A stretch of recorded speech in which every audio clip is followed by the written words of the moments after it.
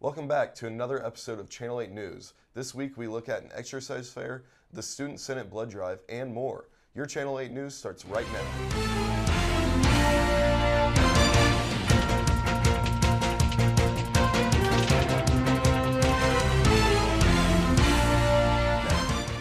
Thanks for tuning in to Channel 8 News, the show where we provide the latest coverage on the Northwest Missouri State University campus and in the Maryville community. I'm Jillian McNamara. And I'm Dylan Davis. Before we get into this week's episode, be sure to hit that notification bell for the latest news coverage as well as other KNWT content. This past week, Student Senate held their annual blood drive. Sydney Lowry got the inside look. Student Senate hosted a blood drive in partnership with the Community Blood Center from 11 a.m. to 4 p.m. October 18th in the J.W. Jones Student Union Tower View Dining Room. At the height of the COVID-19 pandemic, the American Red Cross declared a blood crisis due to the lack of donations and fewer blood drives being held.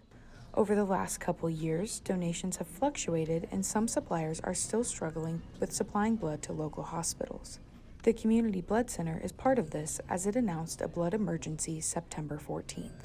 The center supplies blood to over 65 local hospitals and medical centers. In order to help keep the supply up, Student Senate's Civic Service Committee hosts 3 blood drives a year.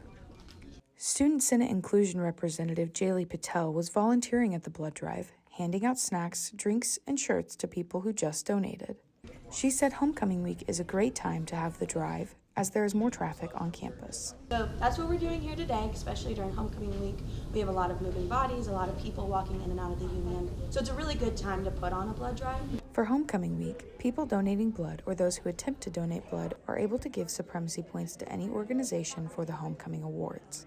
These supremacy points are calculated throughout the week's events, and the organization with the most points at the end are awarded as supremacy winners for homecoming.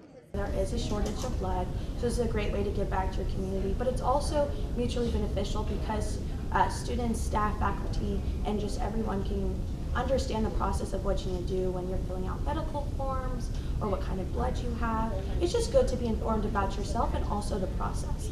There weren't only students donating blood, but many faculty and staff along with community members also came to support.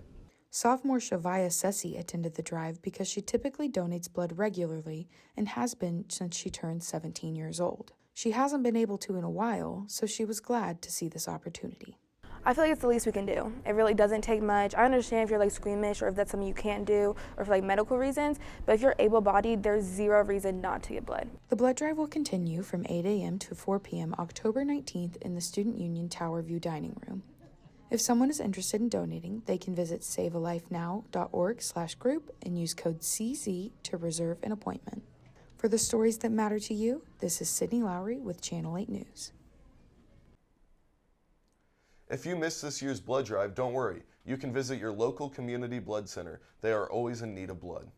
In other health news, this past week, the Exercise is Medicine team held a resource fair where students could participate in health tests and receive professional feedback on their results. Dominic Ocampo reports. Today I'm at the Student Union to see if exercise really is medicine. Northwest is putting on an event open to the public, and I'll put myself through various health tests to assess a plan catered to my health. So can you tell me about what's going on over here right now? Yes, so at this station we're going to be testing your body composition. So it's going to tell you your BMI and then your fat percentage and then also your muscle percentage and your water percentage as well. After checking my body mass index, I then underwent a bone density test to measure how strong my bones are. Go ahead. Okay, so this will measure your bone density. So you can go ahead and put your foot in their heel all the way in the back. And can you tell me why bone density is important? Like, why is that something I should care about? Yeah, so you want to make sure that you are understanding the health of your bones as well as everything else that you're doing. So this is just another test that if you are at high risk, you can go to the doctor and make sure that you're all set straight on everything. So this will measure your bone density. So it's just going to squeeze your ankle a little bit. It won't be painful at all. And then it will give you a number, and that number tells you how high of risk you're at for any issues. The last test I performed was measuring my blood pressure, which is very important to be aware of at a young age to prevent any future complications. Yeah, so go ahead and take off your jacket here. Awesome. And that way it'll be easiest for me to hear it. Yeah. And can you tell me why we should be mindful of our blood pressure? Sure. So at this age, most of us are college age in our mid to late 20s. Finding out now is going to prevent a lot of later complications with your health. So if you find out now, especially if you have a family history of high blood pressure, heart problems, if you find out now, you're most likely to prevent something from happening later on. If we detect now that you have a low bone density, then you can go to your doctors and talk about it more. Sure. And then just prevent health complications from happening later on in life. After going through all of the tests they had on display, I caught up with Northwest professor Dr. Tina, who oversaw the whole event, and found out more about the health fair being held. Hi, my name is Dr. Tina, and I am a professor here in Applied Health Sciences.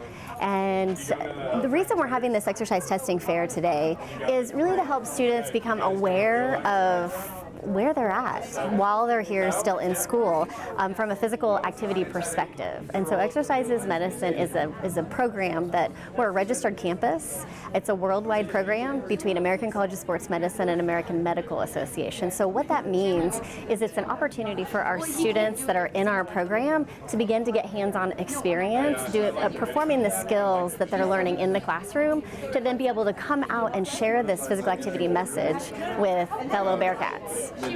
The Exercises Medicine Health Fair was a great way to find out more about my personal health and is something students here should consider participating in. They anticipate to be back here in the spring.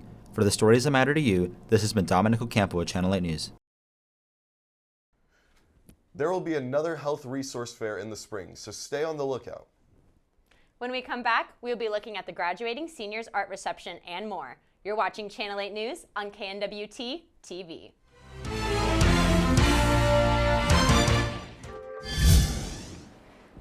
Kirsten, what are you doing here? What do you think I'm doing here? Making TikToks? And it's not about what I do. It's about what we do here. So we start with storyboarding the content we want to create for our clients. It could be anyone from small businesses, nonprofits, and organizations both on campus and in the Maryville community. We write, we film, we edit, we create, and then we wait. So if you're someone who thinks you need us, we are KNWT Creative Services. Hey everyone, I'm Jonas Pila. And I'm Gabe Chadwick. And we don't have a lot of time right now because there's a guy going cyberpsycho, but come check out our show, Gen 2. It's your favorite place for all things gaming and rarely tech related. Our episodes post every Tuesday at 6 p.m. on KNWT. And we gotta go!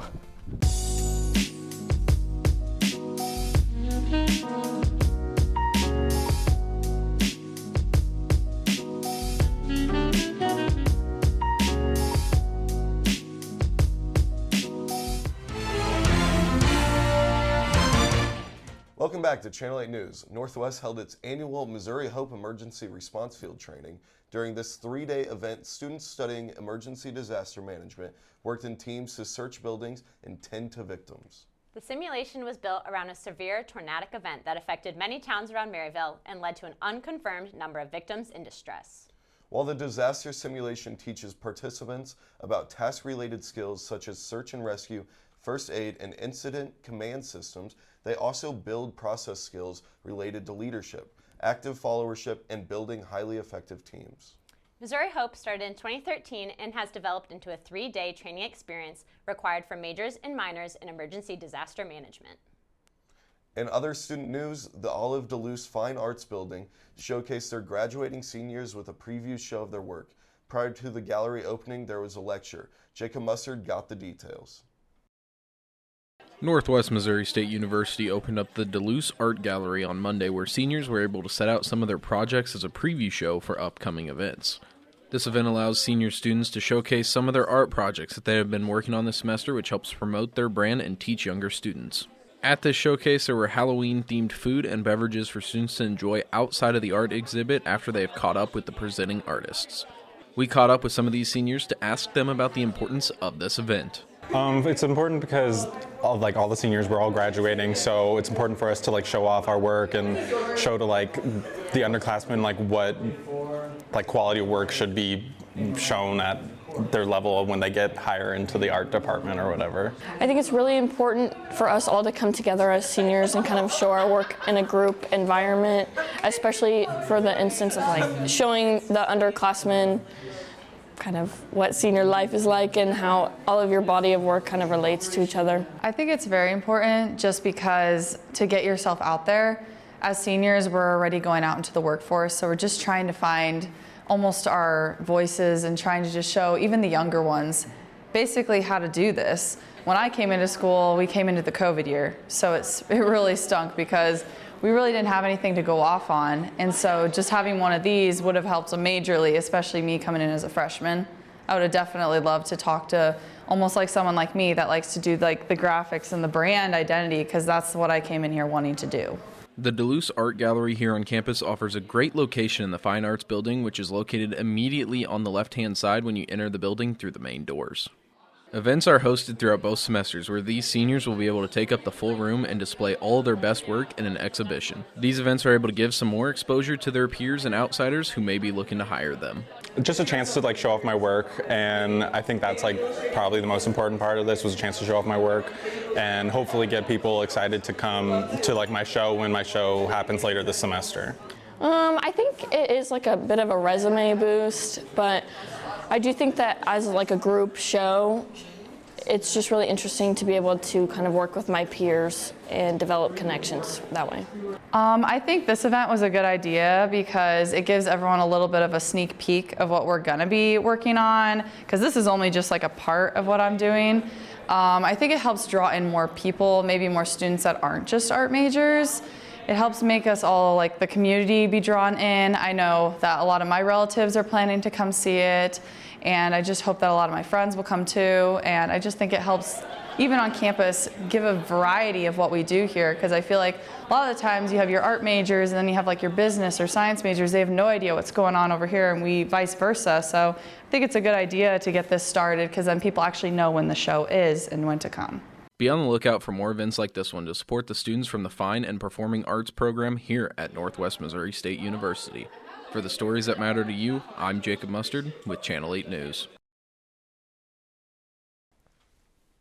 In other news, last week was homecoming. There are plenty of awards issued along with crowning of royalty.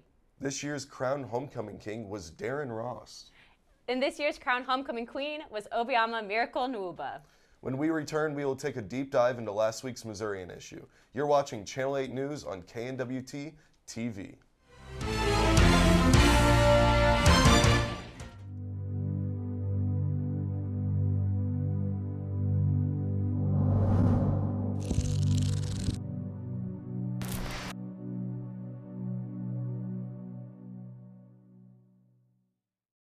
Oh man, I gotta go.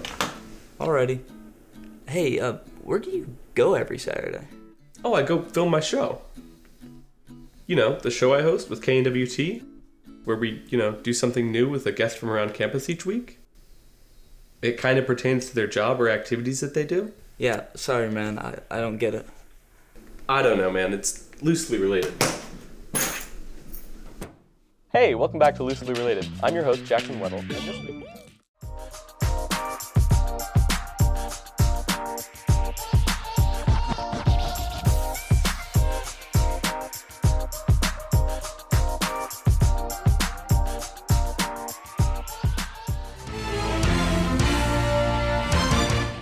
Welcome back to Channel 8 News. In this segment, we're going to dive deep on some of this week's stories from the Missourian. Let's take a look. The Halloween season brings a lot of superstitions to the forefront of people's minds. One of these is the stereotypes that black cats and sometimes other black animals bring bad luck. News editor Hannah Claywell reported. Black cats are more likely to be harmed during October, and the closer it gets to Halloween, according to People for the Ethical Treatment of Animals, lots of these stories have been shared throughout the years on social media. New Nottoway Humane Society shelter manager Wendy Combs said there is not an influx of black cats or animals brought into the shelter during the holiday. Combs said in Maryville the most serious situation the shelter had responded to was a cat that was shot with an arrow. She wasn't there, so she doesn't know entirely what had happened, but said things like that can happen around here.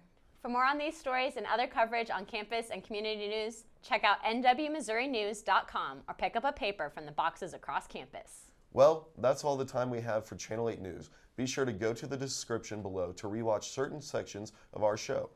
And be sure to like, subscribe, and hit that notification bell for all the latest news and updates. This has been Channel 8 News. Thank you for watching.